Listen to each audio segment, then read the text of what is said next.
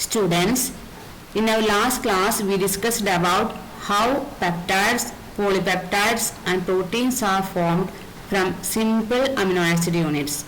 Today let us begin with the topic structure of proteins. See, the structure and shape of proteins are generally considered at 4 different levels: primary, secondary, tertiary and quaternary, each level being more complex than the previous level. That means primary level is simple, then when it goes to secondary it will become somewhat complex, then tertiary, quaternary is more complex than the secondary and primary. So let us begin with the primary structure of protein. So mainly there are 4 structural part: primary, secondary, tertiary and quaternary. In this module you have to learn primary, secondary and tertiary structure of proteins, not quaternary structure. So let us begin with the primary structure of protein.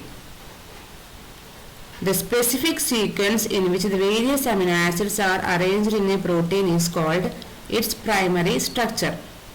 That means different amino acid units are joined together and form a chain like this.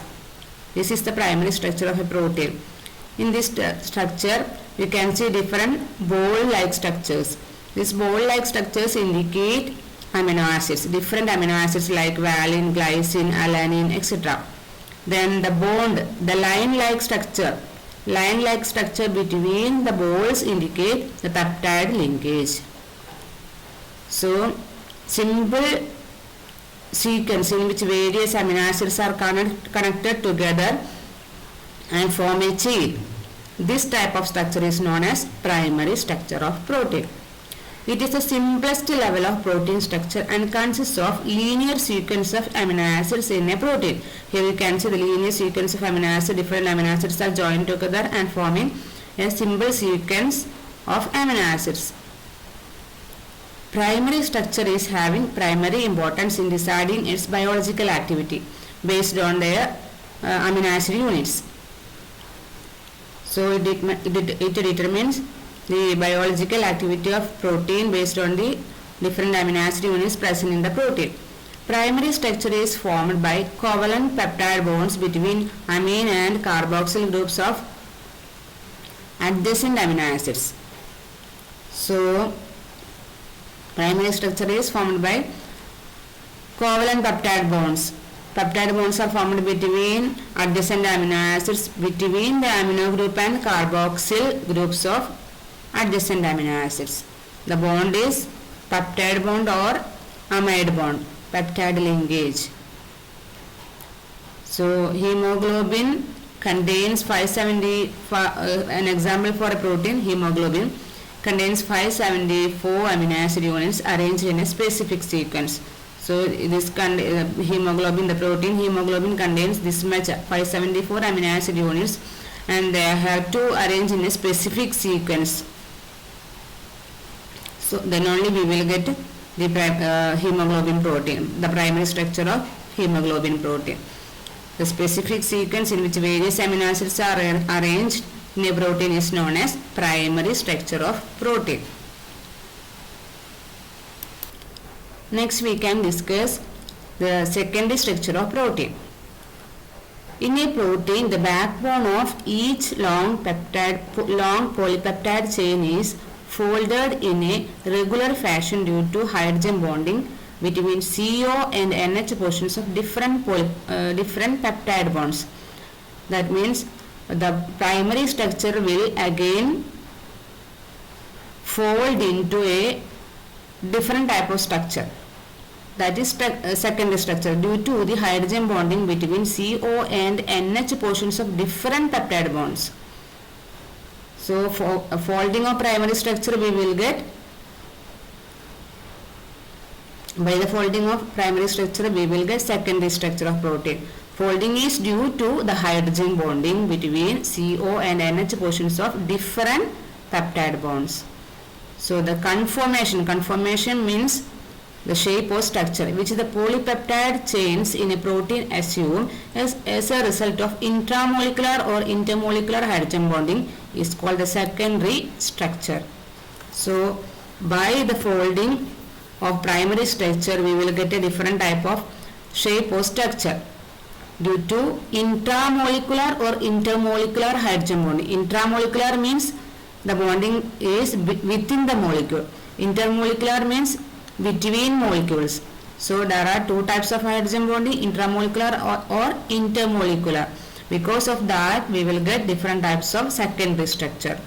So two common types of secondary structures are the alpha helix structure and the beta plated sheet structure. So let us discuss one by one. So first let us know about alpha helix structure, the secondary structure alpha helix structure. So sometimes the polypeptide chain in a protein coils up into a spiral structure. Polypeptide chain means it is a chain. Here you can see a polypeptide chain, a spiral, a helical or spiral structure. This is a helical structure which is a polypeptide chain formed by different amino acid units like valine, alanine, then phenylalanine, cysteine, etc. through a peptide bond. Peptide bond means bond formed between COOH group of one amino acid and NH2 group of another amino acid. So this polypeptide chain coils up into a spiral structure. Here you can see spiral structure or helical structure. This is alpha helix structure. The turns of the coil are held together by intramolecular hydrogen bonds between the CO of one amino acid residue and the NH of the fourth one in the same chain. This type of structure is called alpha helix structure. So the turns of the coil, these turns of the coil are held together. You can see hydrogen bonds between different CO and NH. NH of one, CO of one amino acid and the NH of the fourth amino acid. This will repeat at regular intervals. Here you can see different hydrogen bonds between CO and NH group. CO, here is one hydrogen bond. So different hydrogen bonds are between the turns of the coil. So this, because of this intramolecular, intramolecular bonds means this hydrogen bond is within the molecule, within the polypeptide chain. So this is one polypeptide chain. So there are many hydrogen bonds between different CO and NH group of amino acid units. So this will form a turn-like structure. Turn means a helical or a spiral-like structure will form due to the intramolecular hydrogen bonding. So the coil-like structure is due to the intramolecular hydrogen bonding between the CO and NH group of amino acid units. So the regularity in hydrogen bonding accounts for the regularity of the turns of the coil. That means the hydrogen bonding repeats after regular intervals. That means this hydrogen bonding is between CO of one amino acid residue and the NH of the fourth one in the same chain. So this repeats after regular intervals. So the turns of the coil also repeats after regular intervals. The axial pitch of alpha helix. Axial pitch means the height of the one complete helix turn. This is the turn or coil of the alpha helix structure. So the height of one complete helix or turn is known as pitch of the helix. Pitch of the alpha helix means it is the height of the one complete turn of this alpha helix structure. So it is measured parallel to the axis of the helix. This is the axis of the helix. So it is measured actually parallel to the axis of the helix. So it is the axial pitch of the alpha helix is 0.54 nanometer. That means the height of the one complete turn is 0.54 nanometer, and it contains 3.6 amino acid residues. 3.6 part of amino acid residues are there in one complete turn of the alpha helix. Then alpha helical structure is found in many fibrous proteins such as keratin. The protein keratin is present in hair, skin, nails and wool. Then myosin, the protein myosin is present in muscles. These are having alpha helical structure. So alpha helical structure is a secondary structure of protein formed by the coiling or turning of the primary structure. Primary structure undergoes hydrogen bonding, intramolecular hydrogen bonding between CO and NH group of different amino acid units present in the same chain. So we will get a turn-like or helical structure due to the intramolecular hydrogen bonding. Another secondary structure is beta structure or beta plated sheet structure. Here you can see the structure of beta plated secondary structure. Sometimes the long polypeptide chains lie side by side in a zigzag manner, each chain being held to its neighboring chain on either side by intermolecular hydrogen bonds to form a flat sheet. So in this case there are long polypeptide chains. Here you can see beta plated sheet structure of protein. There are polypeptide chains. Here you can see two polypeptide chains. One is here and another one is here. They lie side by side and they held together by intermolecular hydrogen bonding. These two chains are held together by intermolecular hydrogen bonding and form a flat sheet like structure having zigzag structure. In a zigzag manner they form hydrogen bonds. Here you can see the long polypeptide chains. They in the polypeptide chains they form hydrogen bonds in a zigzag manner. This is a small part of this secondary structure. Here we have one chain, another chain is also here. They lie side by side and form intermolecular hydrogen bonding between CO group and NH group. Here you can see hydrogen bond is here. Hydrogen bonds, different hydrogen bonds are here between NH group and CO group. So this is a beta plated secondary structure of protein. The flat sheets are then stacked one above the other to form a three-dimensional structure. Then these sheets are stacked one above the other and form three-dimensional structure. This type of structure is called beta structure or beta plated sheet structure, as it resembles pleated folds of drapery. Drapery means cloth folds or curtain. Cloth or curtain is not drapery. Drapery folds like structure is there for secondary structure for protein. So it is known as beta pleated sheet structure or beta structure. Example, silk protein fibroin is having beta structure. So in the alpha helical structure there are helical or coil like structure in the protein due to intramolecular hydrogen bonding, whereas in the case of beta plated sheet structure there is sheet like structure or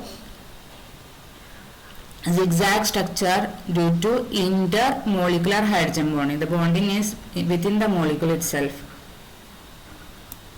The pleated sheet structure of protein, that is the secondary structure of protein, may be of different types.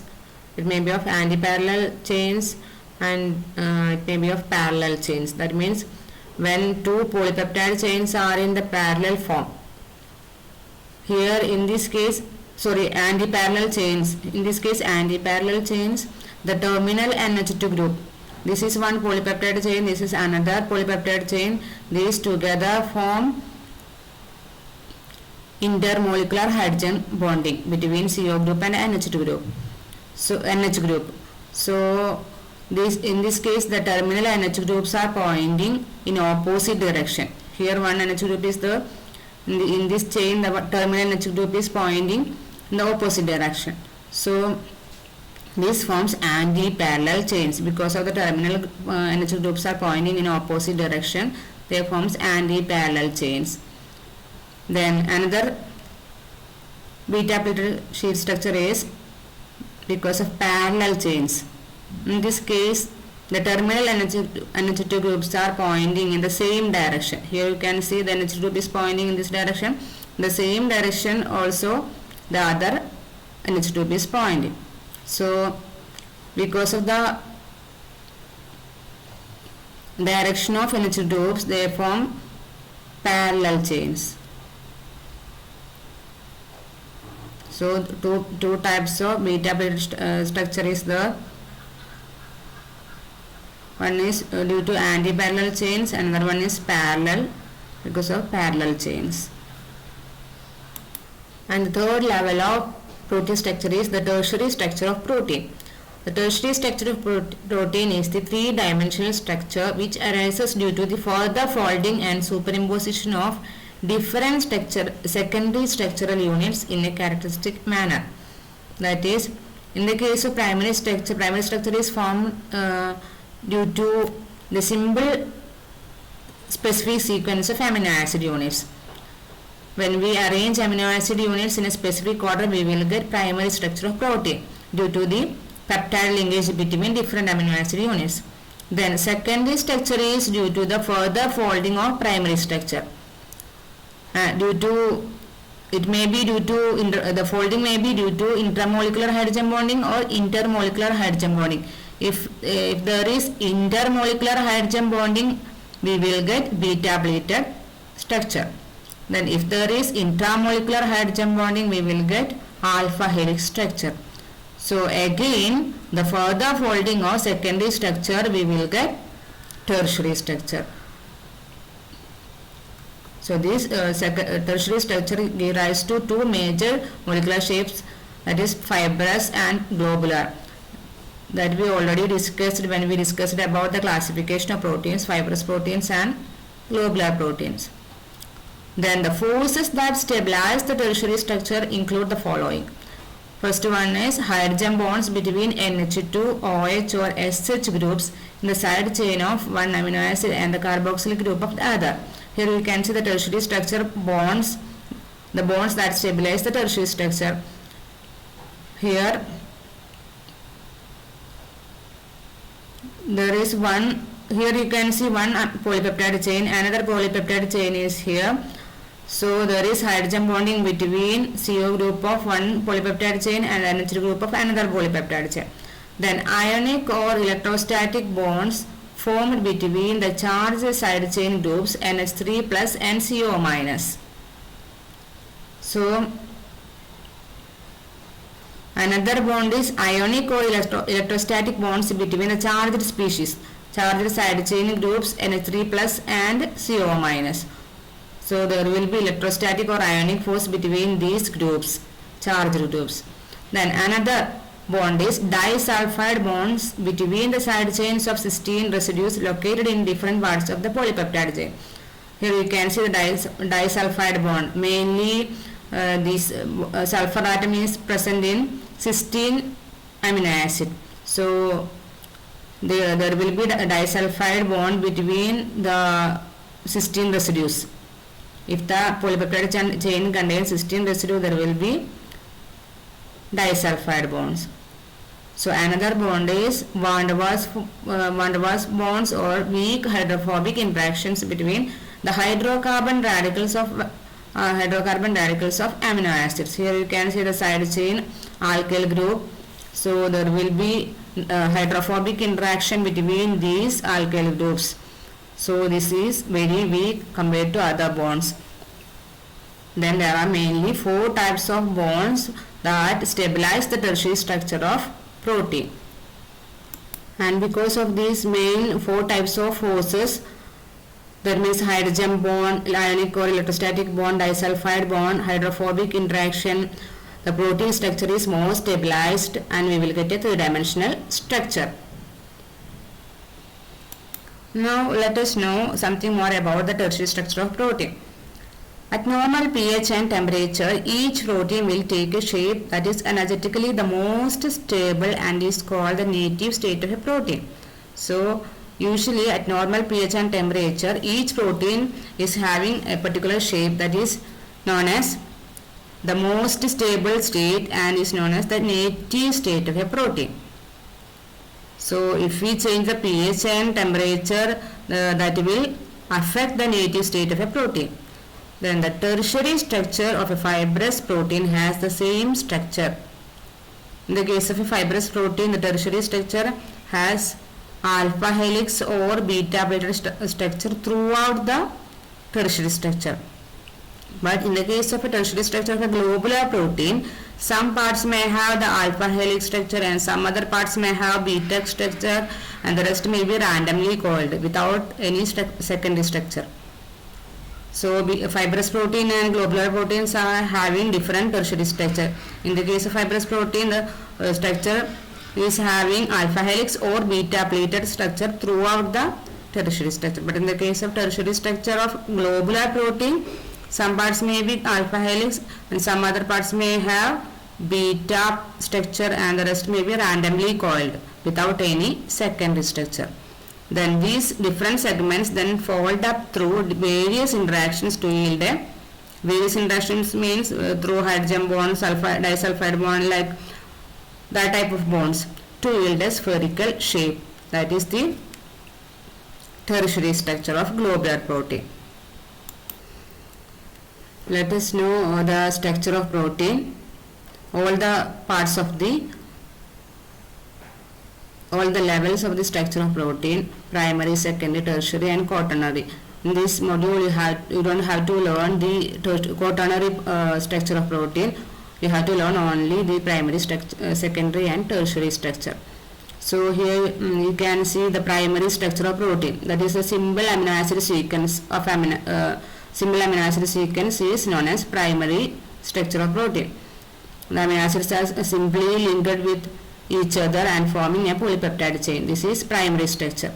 Then secondary structure of protein, hydrogen bonding of the peptide backbone causes the amino acids to fold into a repeating pattern. Here you can see two types of secondary structure. One is beta plated and another one is alpha helix. These type of structures are formed due to hydrogen bonding. Beta plated structure is due to intermolecular hydrogen bonding and alpha helix structure is due to intramolecular hydrogen bonding. Because of the difference in hydrogen bonding, we get two types of secondary structure. Then third structure is tertiary protein structure, three-dimensional folding pattern of a protein due to the side chain interactions. Here we have a mixture of beta plated and alpha helix structure. Here you can see we have beta plated structure. This is the alpha helical structure. Alpha helix. Here you can see beta plated structure and this one is alpha helix, helical like structure. So tertiary structure is a mixture of alpha helix and beta plated, but in the case of fibrous protein there may be only alpha helix or beta plated, but in the case of globular protein it is a mixture of alpha helix and beta plated, and some part may be randomly coiled, that we already discussed in the previous slide. So here you can see primary structure, then alpha helical structure and then beta plated. This is a secondary structure. The tertiary you can see two types of secondary structures are folded again and forming tertiary structure, that is a three-dimensional structure. This one is alpha helical structure and this one is beta plated structure. So they coiled again, they folded again and forming a tertiary structure. Next let us see what is denaturation of proteins. At At normal pH and temperature, each protein will take a shape that is energetically the most stable. This shape is specific to a given amino acid sequence and is called the native state of protein. That means at normal pH and temperature, each protein will take a shape. Because of that particular temperature and pH, it will not change the particular shape of the protein, and a particular shape that obtained at normal pH and temperature is known as the native state of the protein. The changes in pH, temperature and pressure, or the presence of salts, certain chemical agents can disrupt the complex three-dimensional structure of a protein. So usually at normal pH and temperature, the protein will take a particular shape that is known as the native state of protein, that is energetically the most stable one. But when we change the pH, temperature, or when we add chemicals, or by applying the pressure or by applying sound energy, we can disrupt that complex three-dimensional structure of a protein. So the same effect can also be brought about by mechanical action. That means by applying the pressure or any mechanical action, by applying stress. Centrifugation, ultrasonication means by applying sound energy, and application of ionizing radiations, we can brought about the same effect. That means we can rupture the three-dimensional structure of protein by using these effects.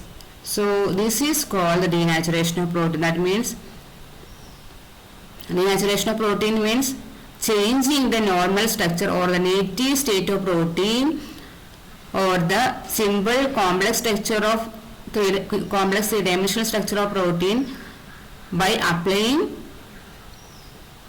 change in pH, temperature, pressure or any other effects like centrifugation, mechanical action, and application of ionizing radiation. So change in the native state of protein from the three-dimensional structure by applying pressure, temperature or any other effect is known as denaturation of protein. So disruption of native conformation means shape or structure of a protein by external agents is called. External agents may be pressure, temperature, application of addition of chemicals, etc. is called denaturation. So the normal structure will get ruptured when we denature a protein. Denaturation causes a protein to lose its biological activity. So during denaturation, it loses its biological activity. Chemically, denaturation does not change the primary structure of a protein, but it brings about changes in its structure, secondary and tertiary structures. So during denaturation, the primary structure will remain as such, but secondary and tertiary structures will change. During denaturation, what happens is that the protein molecule uncoils from an ordered and specific conformation into a more random conformation due to the breakdown of the bonds that stabilize the secondary and tertiary structures and precipitates from solution. So what happens during denaturation is that the protein molecule uncoils. The tertiary structure is like a coiled or ball-like structure, or tertiary structure is more coiled one. So during denaturation, the protein molecule uncoils from an ordered and specific conformation into a more random conformation due to the breakdown of the bonds. So there are some typical types of bonds that stabilize the tertiary and secondary structure, that is hydrogen bonds, disulfide bond, ionic bond, etc. So these bonds will break during denaturation. So the protein molecule will uncoil. The coiling will break and it will form a primary structure. That means specific sequence of amino acid units will be there in the protein molecule. So that is the denaturation of protein, and the protein will precipitate from the solution. Example for denaturation. One is the boiling of egg. On hard boiling an egg, The soluble globular protein albumin present in the white of the egg undergoes denaturation into fibrous form and gets coagulated. That means when we boil an egg, the egg contains two parts, the yellow yolk part and white egg albumin. Albumin protein is white part. So when we boil an egg, the egg albumin undergoes coagulation, or that means denaturation. The egg albumin undergoes denaturation into fibrous form and gets coagulated. It forms a fibrous form. That means coagulation occurs, precipitate out. Then we can get the same effect by adding acid. When we add acid to a white egg albumin, the same effect we will get. That means it will form a white fibrous protein part. It will convert it into white fibrous protein part. That means denaturation occurs and coagulation also occurs due to uncoiling of the protein chain. When milk is heated with an acid, lemon juice, the globular milk protein lactoalbumin undergoes denaturation into fibrous form and gets coagulated to form cheese. So when we heat milk with acid, that means when we can add lemon juice to milk, so the milk protein lactoalbumin undergoes denaturation and form a fibrous form, and finally gets coagulated to form cheese. So by this method we can prepare rasagula by adding lemon juice to milk. Then by taking the cheese we can prepare rasagula. This is about denaturation of proteins. So denaturation means the rupturing of the three-dimensional structure of proteins by uncoiling of the structure of protein due to the breaking of the stabilizing bonds like hydrogen bonds, disulfide bonds, ionic bonds, etc. So today we discussed about the structure of proteins: primary structure, secondary structure and tertiary structure. Then and also about the denaturation of proteins. Okay, thank you.